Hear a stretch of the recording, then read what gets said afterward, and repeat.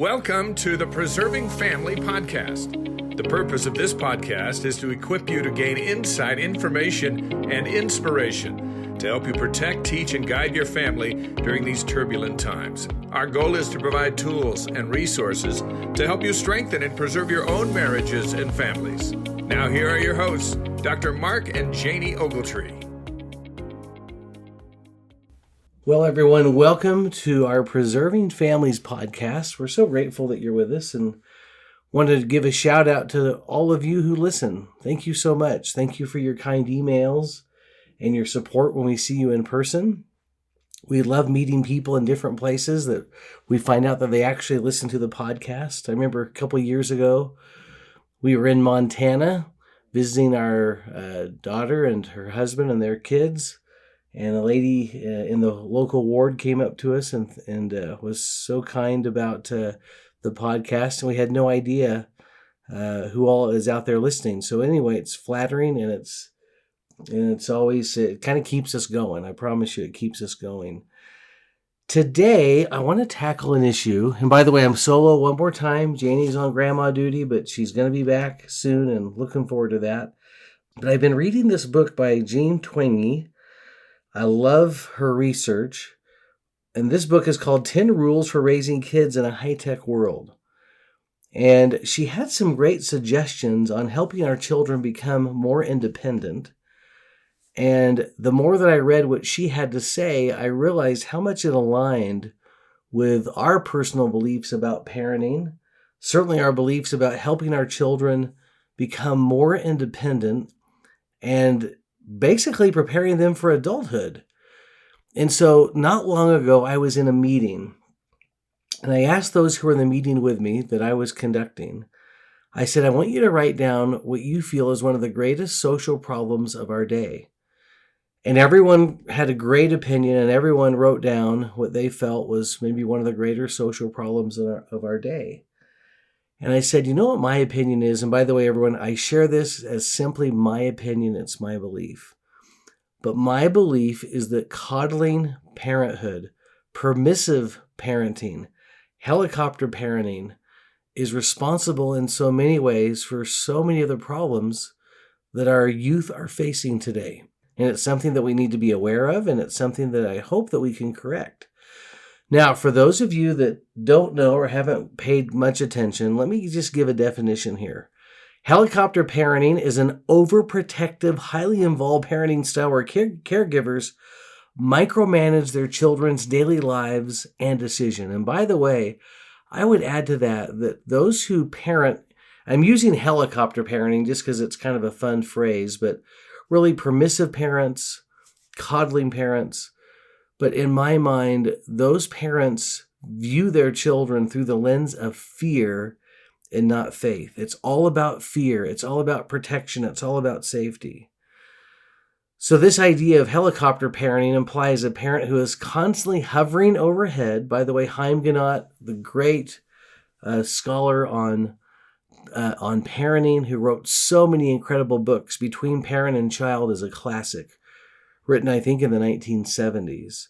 But he's the one who coined that phrase, helicopter parent, as he described a parent who hovers over their children and swoops in to rescue their child at the first sign of struggle, hardship, or failure. And by the way, we see evidence of this type of parenting all around us. I see it especially as a college professor as I deal with students. And by the way, 95% of our students are just incredible. They've been raised by wonderful parents. They're doing a great job. But it is interesting to listen to the excuses that our students have today. Just the things that they share with me are things I would have never dreamed of. I would have never dreamed of writing my professor a note and saying, hey, the reason I didn't take the final is because I was just really overwhelmed with a lot of other schoolwork, or I didn't take the final because I forgot. That was one of my favorite ones. But we have a lot of those type of excuses today that are creeping in. We know that a lot of our young people struggle with doing hard things. Some struggle just to be missionaries. And so it's kind of like, okay, where has this type of coddling, soft where does this type of parenting style, where does it lead us? And what does it do for our children and youth to prepare them for parenthood? And not only parenthood, but just responsible life as we know it. Key characteristics of a helicopter or soft or permissive parent would be things like this: problem solving. That would be stepping in to fight battles or solve conflicts that the child is capable of handling themselves. Micromanaging, excessive directing playtime, schoolwork schedules without allowing the child to have any decision-making or autonomy. Overprotection, just being deeply intrusive in an effort to prevent any form of failure, disappointment, or emotional pain. Common long-term effects. Now, this is really interesting because I think if you talk to these parents actually feel like they're doing their children a favor, that they may even be practicing a high level of parenthood. But the interesting thought is the research is telling us that this kind of parenting just doesn't work in the long run. For example, long-term effects in children and youth include anxiety and depression. There's been a lot of strong links found between what we call overparenting and higher levels of child anxiety. Lower confidence, that's right. Children may grow up to doubt their own abilities and become excessively reliant on adults to make their own decisions. And then the biggest one of all, I think, is just poor coping skills. Without the chance to naturally fail, to learn from mistakes, our children often struggle to self-regulate emotions during stressful situations. In doing some of the research on this, I think you'll find this interesting. 42% of parents today report helicopter parenting behaviors over-involvement in their child's life. Or in other words, 42% of parents admit that, yeah, I'm probably a little bit over-involved. In another study, 27% of U.S. college students reported experiencing at least one helicopter parenting behavior from their parents. 61% of parents in another study reported that today's parents are more involved in their children's lives than in the past. And by the way, that can be good or bad. That doesn't have to be a completely bad thing. We want parents to be involved, but over-involvement is a little bit different. High levels of helicopter parenting was associated in another study with higher anxiety levels in their children, and there is a strong positive correlation between over-parenting, over-involvement, coddling, and anxiety in children and in teenagers.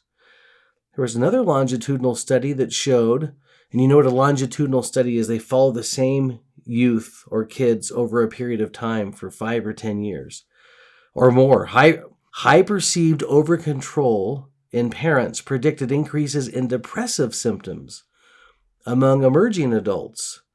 And then another study, over parental involvement positively correlated with stress among college students. Now, here's the interesting rub, and it's this. So parents, what do we want? Do we want to create an environment where our children are completely dependent on us, where they need us, where they're 35, 40 years old, and they can't cope with life and with the challenges they face? Or do we want to create a generation of powerful, strong young people that can face life's challenges, that can be independent and do their own thing? I love this idea that independence is not just a practical life skill, it's a gospel principle. Or in other words, independence or forging independence is part of our theology as members of the Church of Jesus Christ of Latter-day Saints. I would say this, that one of Heavenly Father's central purposes is to help His children become capable, I would say responsible and self-governing.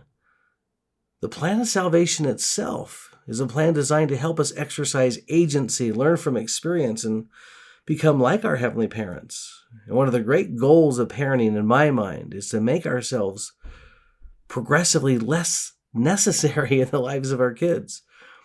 Our task is not to raise dependent children, it's to raise capable sons and daughters of God who can stand on their own spiritually, emotionally, socially, and temporally, that they can do their own things. Now, I think there's a couple other core gospel principles that should be identified here that are at play. The first one is agency. And agency requires capability. The Lord always expects His children to act rather than to be acted upon. We know from the Doctrine and Covenants, section 58, that men should be anxiously engaged in a good cause and do many things of their own free will. And children can't become anxiously engaged if parents continually step in to solve every problem, every decision, and remove every obstacle. By the way, another type of parenting style that was identified about 15 or so years ago was called snowplow parenting. I know there's a lot of different names for this stuff, but snowplow parents were the ones defined as kind of removing every obstacle that gets in the way of their children. Parents who gradually transfer responsibility to their children are actually teaching them to exercise the righteous use of agency. So that was principle number 1. And then gospel principle number 2 is just, here it is, that self-reliance is a spiritual principle. And the church has long taught that self-reliance is more than just financial independence. The church teaches us that the Lord's way is to help people to help themselves. And so the goal isn't just merely raising children who can earn money. The goal is raising young men and young women who can solve problems, make decisions, work hard, recover from setbacks, trust in God. And I love that part about trusting in God, trusting in the Lord. I'm thinking of young married couples, if they have parents who are overly involved in their marriage, and these parents are still providing every step along the way. And I know those people. I've met those people. I've met those parents who are in their 70s now that are paying thousands and thousands of dollars a month for their 30 and 40-year-old children's cars and homes.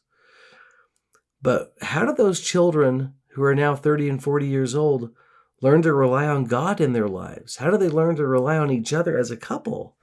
I mean, I know that Janie and I can honestly say that those early years of marriage, especially maybe the first 20 years that were so difficult for us financially, boy, that is what drew us together. That is what cemented our bond together. And that is where we hit our knees and we were praying to our Father in heaven for help and for relief and for miracles in our life. But I wouldn't trade that, because I think that who we've become as a result of those difficult challenges that we face together.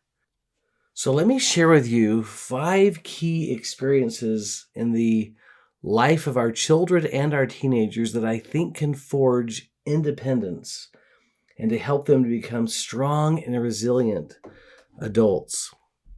And interesting, everyone, I think a lot of these things I'm going to share with you is how we were raised. And when I say how we were raised, meaning for those of you that are my age now, in our 50s and 60s, even those of you listening that are in your 30s and 40s and 50s, you may recognize that, yeah, this is kind of how we were raised. This is how we were brought up. And the first one is household chores. Number 1, household chores. Household chores are so important to teach children responsibility, to help them recognize that they're part of a team.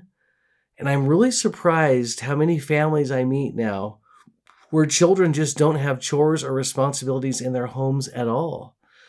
I've been on trips before with other families, watching teenagers lounge around, eating donuts and playing video games while the parents are doing all the work. And that's just not a principle that's going to help them become the adults we want them to be.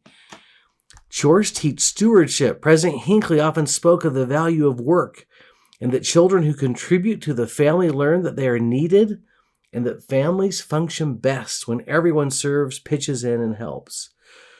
A child who helps clean a bathroom, mow a lawn, wash dishes learns that work is honorable, that being part of a family requires sacrifice. Can you imagine being married, newly married, and never having done a chore in your life and not recognizing that, yeah, you got to pitch in, you got to help? Service blesses other people. We're teaching our children to serve. And there are some other great gospel lessons that work and chores can help us understand. And so I believe this is just critical. In fact, I believe that children can start chores and having responsibilities around their homes at a very early age. We don't have to wait until they're 12. They can do things. We have a little grandson who's been hanging out with us for the last month or so at our home, who's just a little bit, he's not even 2 years old yet, but He'll help us do just about anything, right? And we always want him to know how proud we are of him for helping us do those things. Or in other words, you don't have to be older. You can start that pretty young.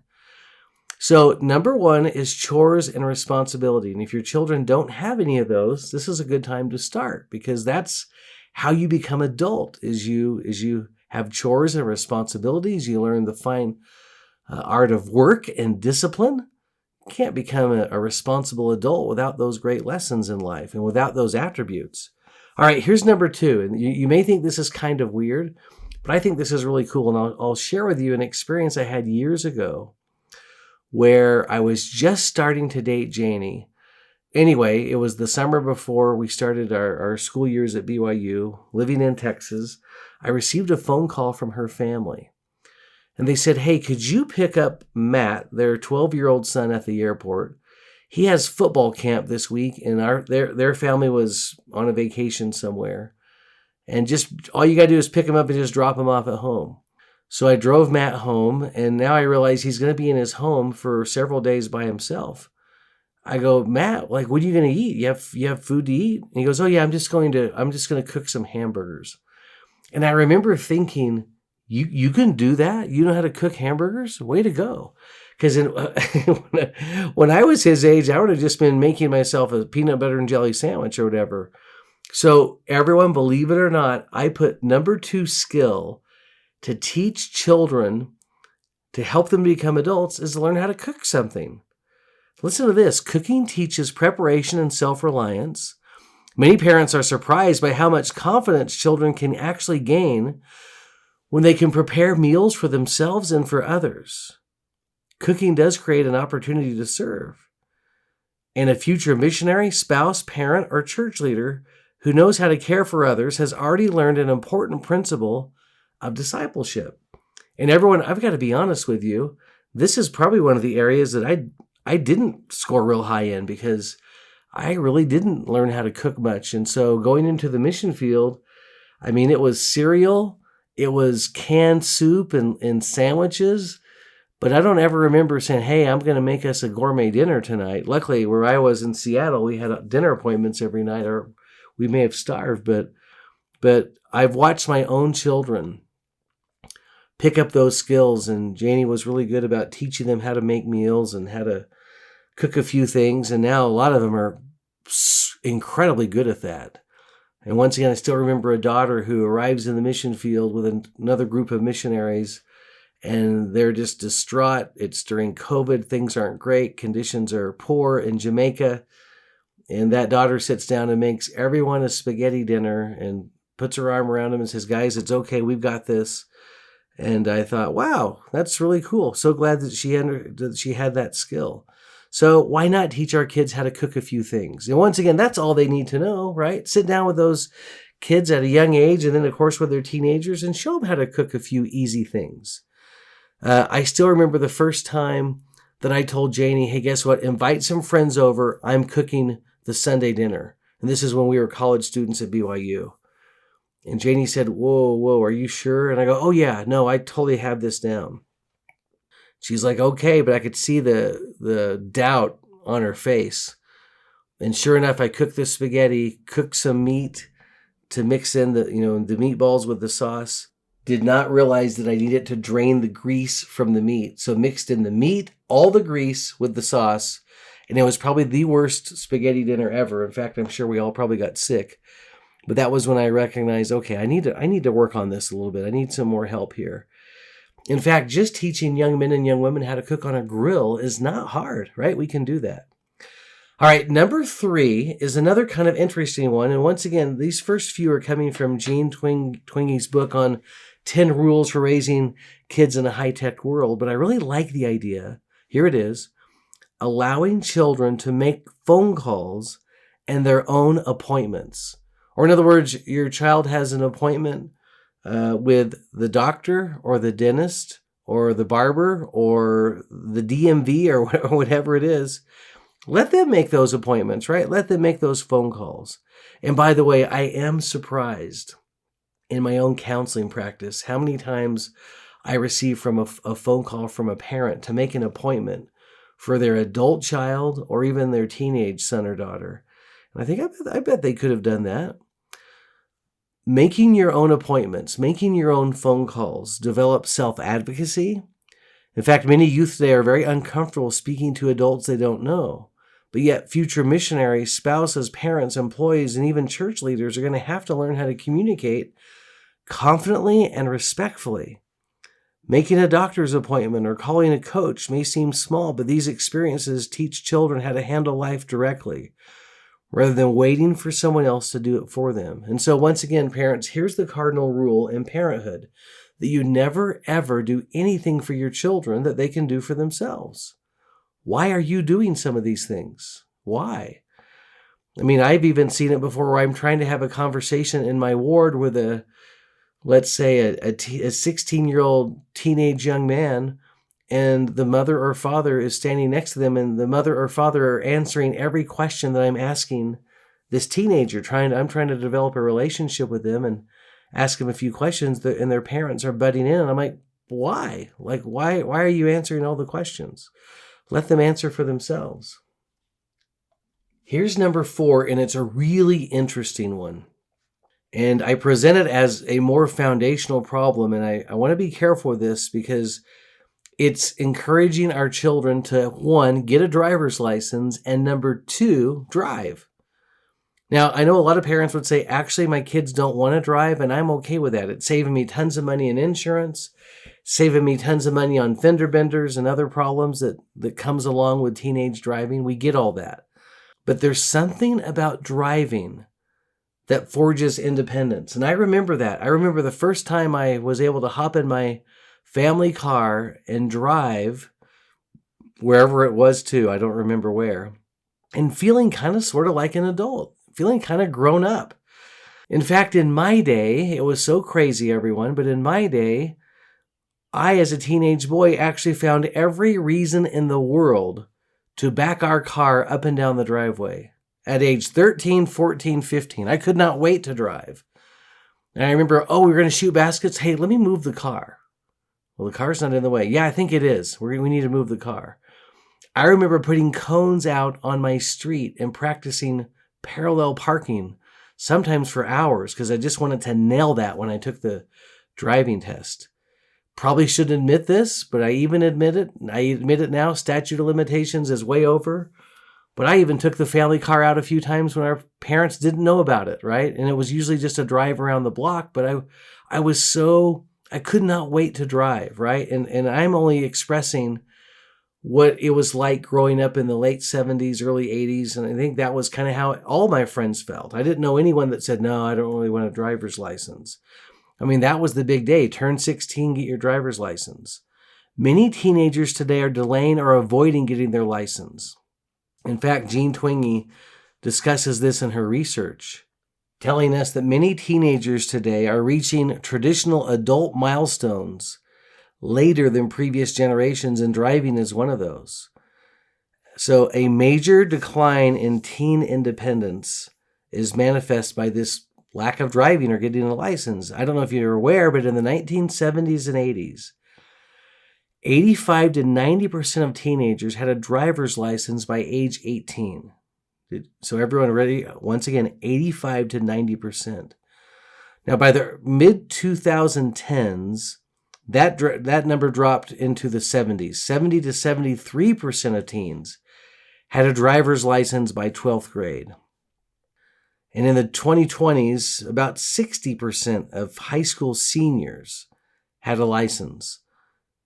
So for 18-year-olds, licensing rates fell from roughly 80% in the 1980s to about 60% today. Now, remember, everyone, we're talking about 18-year-olds. What about 16-year-olds? What does that look like when you're old enough to drive now? The drop is even more dramatic, down from 46%. So 46% in the 1980s at age 16 had a license, compared to 25% of 16-year-olds today. So there's that drastic drop. And of course, the obvious question is, how come? How come fewer and fewer teenagers are driving? And once again, I'm sure on some levels that makes things a lot safer out there. But at the same time, we're losing this independence. So in Twingy's research, what she's sharing is that today there's just more parental supervision. If you're asking the question why, more parental supervision. Ride services, gosh, you could call an Uber or a Lyft now to get a ride somewhere. Higher safety concerns. A lot of parents just don't feel like their children are ready to drive at age 16. Increased time spent on screens. I mean, if you're 2 to 3 hours a day on a screen, you probably don't have time to drive. And then fewer out and about social norms for teens. But I remember my parents giving me things to do. As soon as I got that license, I was expected to drive some of the carpools for my younger siblings. I was expected to go to the store and run errands for my parents. I remember back in 1979 or 80 in driver's ed, going to the gas station and waiting for an hour in line to get gas when we had a gas shortage. Why a driver's license matters. Because the license itself is not the goal. The goal is what driving teaches us. Responsibility, decision-making, confidence, planning ahead, risk assessment, accountability. Driving says to a teenager, hey, you know what? You are capable of managing something important. And a vehicle is a powerful symbol of independence. For many teenagers, driving becomes one of the first experiences where parents are not immediately present to supervise decisions.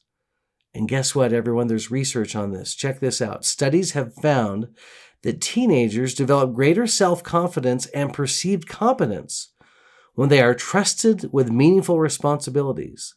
Independent building experiences contribute to self-efficacy, the belief that I can handle life, I can do hard things. In fact, psychologist Albert Bandura found that mastery experiences are among the strongest ways to build self-confidence. Confidence comes less from praise and more from successful handling difficult responsibilities. By the way, that is crucial, what I just said. Bandura's research is critical because there are so many parents today that have bought into the belief, if I just tell my child how amazing they are all day long, they'll believe it and they'll think it. And actually, the research says that's not true. Where confidence and self-worth comes from is by mastery, by doing hard things. You want to build the confidence in your teenagers? Help them do hard things. So imagine two 18-year-olds. One has spent years being driven everywhere, and the other has spent the last 2 years driving. They drove to school, they drove to church activities, they drove to work and to sports practices. Who's more prepared to navigate a new city, serve a mission, attend college, handle unexpected problems? I've been amazed as I've watched my own children as they've been in that transition stage between the later teenage years and adulthood, traveling across the country, traveling through Europe, traveling in different parts of the world, even in Asia, and navigating that as if it was not even a big deal. And I think a lot of that came from just learning to be independent and learning to drive at a younger age. The difference between those two scenarios with those two teenagers isn't transportation, it's confidence. Think about missionaries today who spend the first months of their mission in unfamiliar cities, making decisions independently every day. Driving teaches a young person, I can navigate unfamiliar roads. The gospel equivalent becomes, I can navigate unfamiliar situations in life. So everyone, obviously, the maturity level of children is different. It varies. And I'm not saying across the board, everyone go out and get your 16-year-old a driver's license today. But let's prepare our children for that. And if they are reticent, if they're not excited about it, if they really don't want to do it, let's find out why. Obviously, we don't want to push someone into a car and make them drive, but let's encourage them to learn to be independent. And then the last one today is going to be working. I know that sounds crazy, but going to be working. I first started noticing this trend when I was a bishop years ago, where I would interview all of the youth. Of course, I interviewed them multiple times during the year, but I always wanted to interview them in May. Because one of the things I wanted to find out from them is what their goals were for the summer and where they were going to be working. And it just became incredible to understand that most of the youth in my ward would not be working a summer job. And their explanation was, well, we have EFY, now we have FSY, we have youth conference, we have a girls' camp, we have a family reunion or two, and there's just no time to fit that in. Now, I understand that, right? I understand how difficult that can be, and I'm a major advocate of families taking time off and having vacations and things like that. Of course, we want our youth to participate in youth conferences and other things. But what we're missing out on is children working. And in my current calling, one of the things that I've asked the youth when I interview them is, okay, where have you worked? What are some of the jobs? Even on their missionary application, they're to write some of those things down. And once again, it's always amazing how many of them actually do work. That's super cool. And have had jobs and responsibilities. But it's also sad to see how many of our missionaries going out have never worked anywhere for anyone. And they have not earned a dime for a mission, that their parents are paying for not only every ounce of their mission, but also for every ounce of their college education. And we all know that you're just going to do better at something when you have skin in the game, when you invested. I know for myself, working and earning money to pay for the mission myself, that I took it really serious. I mean, I knew how hard I had worked to get into the mission field, and I wasn't going to treat it lightly. It's a lot easier to be a relaxed missionary. It's a lot easier to be a very relaxed college student if we haven't made an investment to those things. Or in other words, once again, parents, that all of the things that made us successful, that made us good, that helped us find happiness and joy in life, that taught us some of the most important principles and values, we've taken away from our youth today. All right, so here we go. Getting a job. This is one of the keys. If I had to choose one independence building experience for teenagers, probably getting a job would be number one. Gene Twinge's analysis from large data sets of hundreds of thousands of teenagers show that fewer teens are working part-time jobs compared to previous decades. And this decline is part of a broader drop in adult responsibilities among adolescents that we've seen between 1976 and our present day. Now, historically, in the 1970s and 80s, teen employment rates were pretty high. About 60% of teenagers had a part-time job at least somewhere. But teen employment dropped a lot, especially during the 2000s. So basically, think of what I said, 50-60% range for working teenagers in the 70s and 80s. And now that number's dropped around the 35% range for teenagers today. Now, why do jobs matter?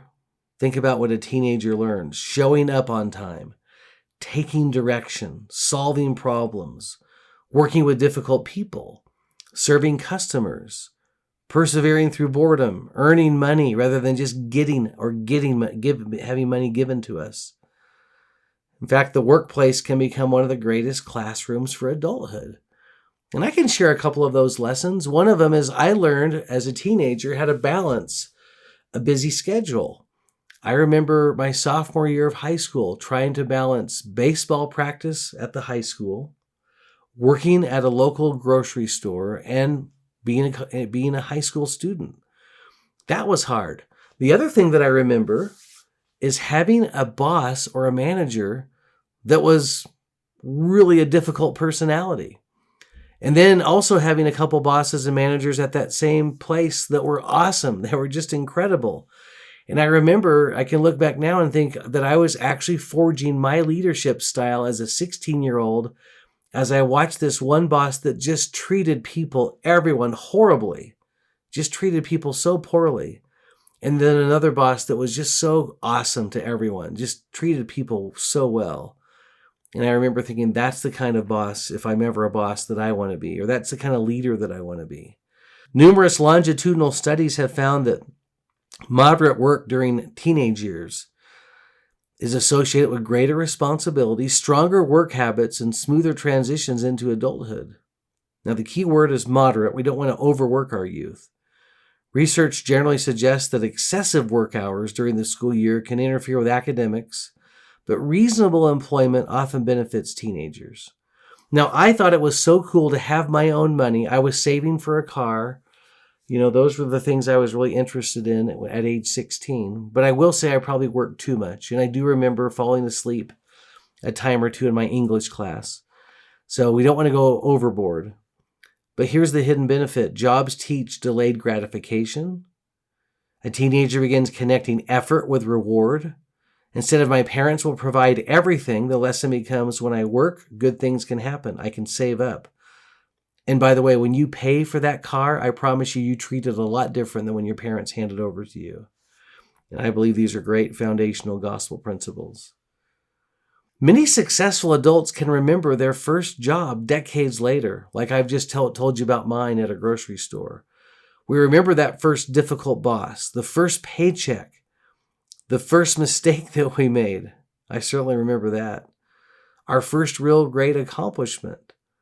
And those experiences now become part of our identity, and we begin seeing ourselves as contributors. And of course, this aligns with the gospel perfectly, right? The restored gospel has always honored labor. Adam worked, Noah worked, Nephi worked. The founding fathers of the church and mothers certainly worked. The pioneers, we know how hard they worked. The Lord's kingdom is built by people who know how to work. And a teenager with a job learns lessons that prepare them for missions, careers, marriage, parenthood, and church service. Or in other words, have you ever thought what the church could be like years down the road if we have a generation that's never learned how to work and be responsible? Who's gonna stack the chairs? Who's going to man the callings? Who's going to go to girls' camp? All those things. So the key point here is what we are seeing is not just a change in teen behavior, it's a delay in independence. Fewer teens driving, fewer teens working, and together those two experiences that used to form the backbone of growing up have been taken away. We want to be careful. Now, I told you that I was going to share these 5 principles or 5 experiences that can build independence in our youth and our children. But I've got to throw in one more for a bonus. And the reason I don't call it number 6, I just don't. Number 6 is just hard. It's got to be 5, 7, 10. 6 is a hard number to end on. But it's learning how to handle and manage money. And that was something that I probably wish I would have been taught more as a young man. I wish maybe even we would have spent more time on it with our children. I think we spent some time on it, but definitely not enough time on it. This has been maybe the most neglected skill among modern youth. Teenagers now graduate from high school without understanding how to budget, how to save. Maybe they don't understand the principle of interest and compound interest. They don't understand debt, credit cards, 21% interest rates, investing, financial planning, and yet money affects nearly every adult decision. Isn't that interesting? What does money management teach? It teaches self-control, delayed gratification, planning, responsibility, goal setting. In fact, when children manage money, they learn consequences. And if they spend everything today, they won't have it tomorrow. That lesson is much better earned at age 16 than at age 36. I still remember one of our daughters who was one of the hardest workers in our family. This girl always had a job. But I remember sitting down with her and her bank statement once when she was about 16 or 17. And showing her how much, because was doing her taxes, I think, and I showed her how much money she made that year. She was astonished how much money she made. It was a lot. And then I asked the simple question, so where is it? Where's that money? Gone. Every bit of it was gone. Every bit of it was spent. She spent everything that she made. So, of course, we had a great little lesson on saving money. And do you realize how much money you could have if you would have saved even half of that money, right? From the research studies, we learned this, that research consistently finds that financial habits form early in life. Researchers have suggested that many money attitudes and behaviors are largely established by the late teen years, and that children who regularly save money are more likely to continue saving as adults. Remember that marshmallow study, the marshmallow principle? President Uchtdorf even did a Mormon message on it years ago. The famous Stanford marshmallow experiment found that children who learned to delay gratification tended to experience better outcomes in several key areas of life later on, especially as adults. Money is delayed gratification in action, and saving teaches us that if I'm willing to sacrifice something now for something better later, that's a great principle. And that principle applies to finances, education, relationships, testimony, to all of it. Think of the teenager who earns $500 in a week, or maybe in a couple weeks. Teenager number one spends all the $500 immediately. Teenager number two saves $400 and spends $100. They both got to enjoy spending, but only one learned stewardship. And years later, once again, those patterns often become adult habits. So everyone consider this, that our Heavenly Father's plan has always been a plan of growth. And growth requires responsibility.